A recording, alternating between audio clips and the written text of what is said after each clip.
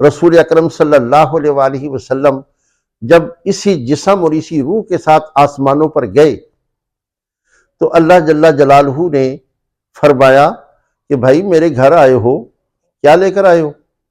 جب کسی کے گھر جاتے ہیں تو تحفہ لے کے جاتے ہیں، کیا تحفہ لائے ہو؟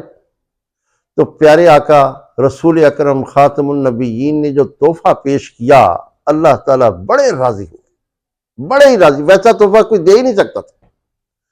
وہ کیا تحفہ تھا؟ وہ تحفہ تھا، ہمارے پیارے آقا نے فرمایا، عرض کی، التحیات للہ والصلوات والطیبات۔